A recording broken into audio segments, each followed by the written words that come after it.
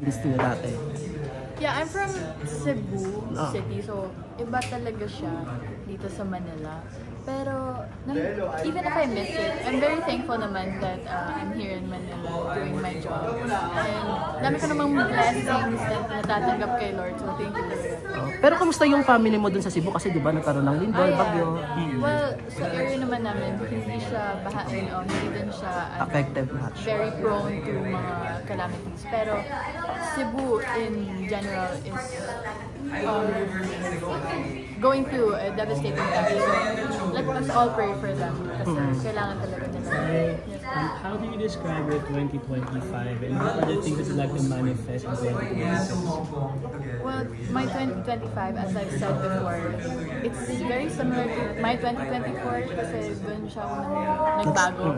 But 2025 ko talaga na-realize that eto na talaga yung pangarap ko, pinapangarap ko, and I'm finally living it. So, I will say again that my 2025 is remarkable, and sana this coming 2026 will be even more remarkable. And this year nagsimula yung love team ninyo ni Kyle. Yes. How was working with Kyle sa Roja? Well, Kasi mas mahaba na yung time na magkasama kayo. yes. Well, we've known each other since MMK. and even before that. But I can definitely say that I've gotten closer to Kyle. Pares pa kayong Cebuano. Yes, parehas kaming Cebuano, so syempre nakakaintindi kami in a different level. Kasi in a way, we remind each other of how it was like back home. So there's that sense of comfortability talaga with Kyle. So, yeah. Did he give you advice pagdating sa acting? Well, he's not really naman, I don't always ask for it to him kasi sinasabihan din naman ako ng mga other actors and actresses if ever I do need it. But he's only there to tell me the things that are necessary na dapat kong malaman. Hindi naman siya always nagtuturo or nagsasabi, oh, mali yan. He's letting me find out on my own and organically, and I really appreciate that. So how do you find Kyle? How do I find Kyle. I think he's very helpful naman. I don't think he is very helpful. Ever since MMK, madami kasi akong hindi pa nalalaman in terms of script reading o kaya looking at the sequence guide, but just those simple things na pinapaalala niya sa akin. I'm always so grateful that he's always there, and he's not really hesitant whenever he wants to help, and I'm very glad that he's there. You're also being partnered with Jaren. Yes. So, kamusta naman kayong dalawa? Well, Jaren and I are still very much close friends. Although not everyone might see it, but we really are there for each other. Syempre, we came from one house and we share those memories and experiences. So, whether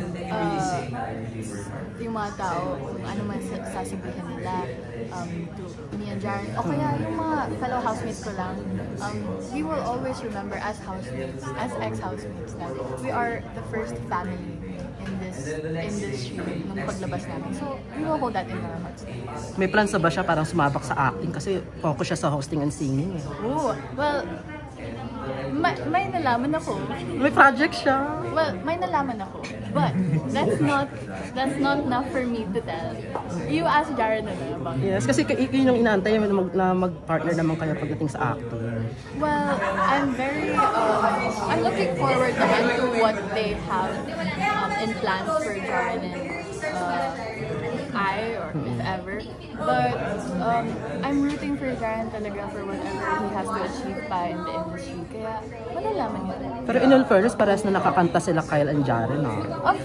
And used to. Of course! Yun yung I would say the best quality of Jaren and Kyle is that they're both great singers. Yeah. Pero sa'yo, Kyle, nakanto na ako. Kyle, ano yung most expensive gift na naregalo mo sa sarili mo? Ooh! Wow! Well, I'm not one to give myself an expensive gift every now and then. Kasi sa food alone, sa pagkain, okay na ako dun. Pero if I were to answer that question, siguro my vehicle, my car. Car. Yeah. I mean, di lang naman siya gift para sa akin. I also got it kasi alam kong makakatulong yun Sa for work. my work. Yeah. Yes. Ito yung brother ni Jaren. Ikaw. Si Jar. Jar lang. Yes, what's your New Year resolution? My New Year's resolution? Wow, oo nga no. Siguro, I hope to get more sleep. Kasi every time kasi ulan ako sa work, may inaasikaso pa ako na dapat hindi ko pa asikasuhin. So dapat after work, I make time to rest and go to sleep para mas more maganda yung gising ko sa umaga. Pero nasusunod mo ba yung mga New Year's resolution mo? May natutupad ba sa Actually, na ano mo talaga? hindi naman lahat, but I keep kasi a journal where I reflect on every day or every week, every month, every year. So I'm proud to say naman that I'm able to really do my New Year's resolution every year. It may not be lahat, but at least mga 1 to 3 nagagawa ko talaga. What's your reaction na lang na trainee na si Rain sa Star Hunt Academy as a P-pop girl na siya? Yes, well, I knew that was gonna happen. So, sobrang excited ako kasi finally, alam na nila lahat. Alam na ng taong bayan that she's gonna be a trainee for Star Hunt Academy. Star Hunt Academy. For a new P-pop group. Yes, I'm so excited kasi nakilala ko yung mga girls na kasama nila. After like nag-work ako, I was like, you know what, let's hang out, ganyan. You can bring the girls if you want to. And she brought some of the girls and I was like, you know what, I'm so excited for the people to see you. Kasi nakikita ko yung mga videos nila, yung dance rehearsals nila. I'm like, you guys, the people are gonna love you. So I'm just so excited. I'm so happy for you. Ito na ng last ko, saka malapit ng Pasko. As a Gen Z, naniniwala ka ba na kasya ang 500 pesos for Noche Buena? Sorry ba? Kasya, kung Ang kasya ba 500 pesos for sa Noche Noche Buena? Buena. Well, kami kasi as a family in Cebu, yung Noche Buena namin, I don't really take part in the finances when it comes to preparing for food or preparing for a celebration. Kasi I was still very young pa nung I last had a Noche Buena with my family. So I don't think about expenses at all.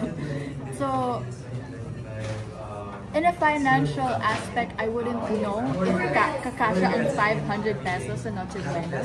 But as long as may pagkain, as long as andun yung pamilya mo at nag-enjoy kayo na nagsa-celebrate ng Pasko for Noche Buena, I believe that if ever makakasya sa 500, that's all that matters, is you are genuinely happy with the people you feel loved the most. I mean, it's really up to you how you spend 500 or less than 500, but yun lang, basta happy.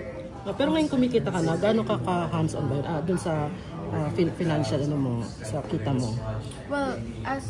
Well, now that I'm older and better when I was younger, I definitely get reminded din naman. Kasi my mom, I trust my mom for my finances and my those things. So I just ask her whenever I need help, and she tells me naman that I have my parents naman to remind me that this is what you're earning and this is what you're spending. So as long as I have those people, for my parents, to remind me and to keep teaching me, to keep guiding me that money is important, the things that I earn right now is important. As long as I have that, I think okay na ako, I feel safe with what I'm getting. Sa isang taon mo sa showbiz, ano yung mga natutunan mo at na-discover mo? In my 1 year, I've actually learned so much from so many different people. I think it's part in our work, in our line of work, to meet many different people. So, ang dami mo ding malalaman whether they be your age lang or whether they be someone older. So ang dami mo talagang nalalaman. Siguro my favorite o kaya a remarkable thing na natutunan ko this year is you need to really love yourself. You need to fully accept yourself for other people to accept you. Kasi mahirap kang mahalin kung hindi mo mahal yung sarili mo. Last na lang. Ano yung reaction mo kapag pinupush ka ng tao na sumali sa mga beauty pageant? Are you open to that? I will never close my doors in any type of possibility.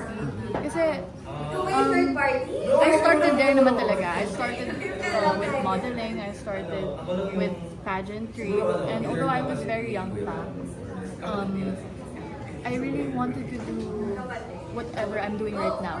But if ever yung path ko is magpo-cross sa pageantry world, why not, diba? I just think that I have my priorities right now. So if ever pupunta doon, hindi ko naman close yung doors ko. But if ever it goes to my heart and my mind, then I might. Can I reaction kasi some of your fans says you are the prototype for Miss International. Wow, grabe naman. I guess, wow, kasi I never really thought that I could be a prototype. But I'm glad that people think that way and that they see me in such a way. Kasi, syempre, as Miss International, you're not only representing the Philippines, you're also representing what they stand for. So, Miss International isn't just a title to me. Or any pageantry. It's not just a title to me talaga. Miss Universe, yung mga ganun. It's not just a title to me. So, whenever sinasabihan ako that you can be like this, sumali ka nga ng ganyan, I want to put it to my heart first before sumali ako. Kasi hindi lang siya title para sa akin talaga. I really need to stand for something in order to earn that title. Thank you. Mikey.